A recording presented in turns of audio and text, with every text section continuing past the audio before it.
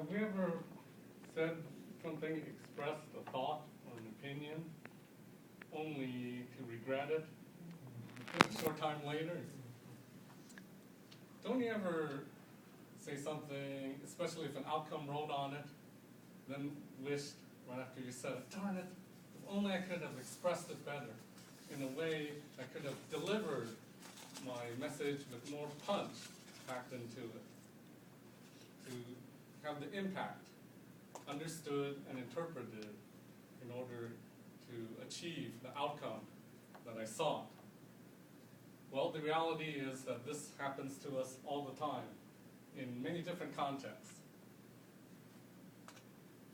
Any time that we communicate, whether it's in the workplace or we receive messages that are filtered to us through the mass media, this occurs where the language is watered down. And I'll give you some examples in everyday usage. One comes from the business world. We have a few terms that we hear all the time, such as risk-reward ratio or cost-benefits analysis. Risk is a word that to most of us implies a probability. What are the chances that a bad result could occur rather than the result itself? That's a way for us as listeners to rationalize away the possible bad outcome that could occur. It's a way of minimizing the negative in order to maximize the positive. Well, wouldn't it be more effective if instead of risk versus reward, we said harm versus reward? And substitute for cost-benefits analysis, damages benefits analysis. See that? You can feel that impact, can't you? It hits home. Suddenly, you're dealing more with the consideration of the actual detriment or threat or danger, as opposed to just the odds of the danger occurring, which we tend to think of as happening only to other people, not to us, especially if it's an important situation where we're hoping, against hope in some cases, that we're going to get the outcome that we want. Then we have another example in the mass media. How many times have we heard that a leader has made a policy decision or an appointment based on their ideology? Well, the word ideology is an academic term.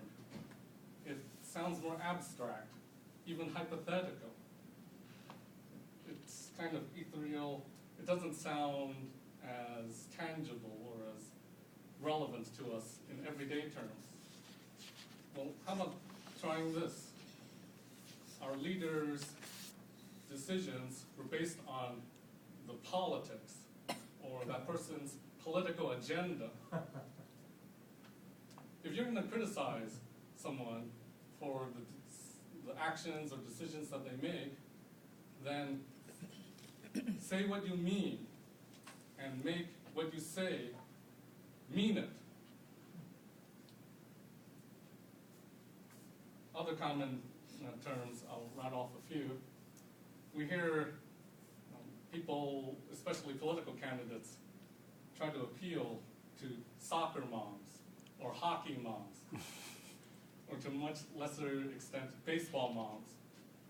There's a hidden meaning enclosed, because why don't we hear them appeal to other segments of the population, such as basketball moms or football moms? You see? There's an implied attempt to avoid what the candidates fear could be associated with those other segments of the population. It's a kind of a sinister connotation, as if basketball or football moms must somehow equate to welfare moms or drug addict moms. You see, there's the pandering to this unfair stereotypes, racism, economic strata.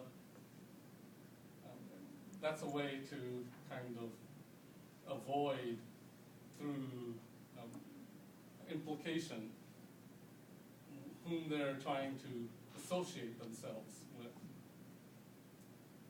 Then quickly I can mention other common terms are the words like insurgents, used instead of rebels or revolutionaries, or occupation instead of conquest or subjugation. Now let's look at illustrations of historical icons, figures in history who immortalized phrases that they gave through some famous speeches.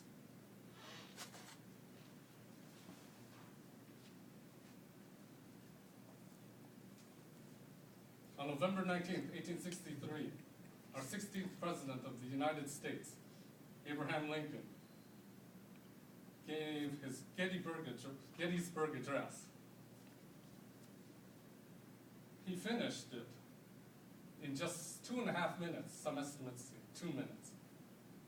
He had to follow a 2-hour address by Edward Everett, an ordained minister.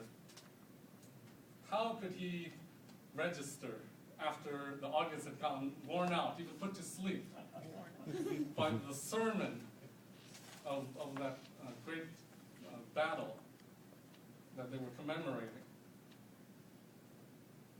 Well, he decided to use phrasing to make it resonate with everybody, make it register in those scant 2 minutes. He finished by saying, and that government of the people, by the people, for the people, shall not perish from this earth. Now, if he'd have had a public relations manager back then, or a media consultant, chances are it would have been spun differently. He would have finished by saying something like this: and that a republic's experiment in democracy is ensured to survive. That didn't do anything for you, did it? Instead, by sticking to his 5th draft, Mr. Lincoln was able to deliver a message that has stayed with us through the ages. A century and a half later, we still are able to identify with his words. Another example, our 35th president, John F. Kennedy, during his inaugural address, he could have used a phrase such as, your priority should be on ways to contribute to the nation instead of on being a recipient of its goods and services. What did he really say? What did he end up saying instead?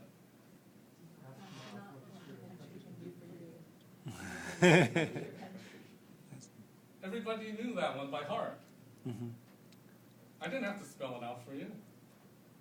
It's because President Kennedy understood the value, the importance, and more importantly, he knew how to word his message in a way that would be able, in effect, to carry the torch from one generation to the next of this message. Then we have one more example.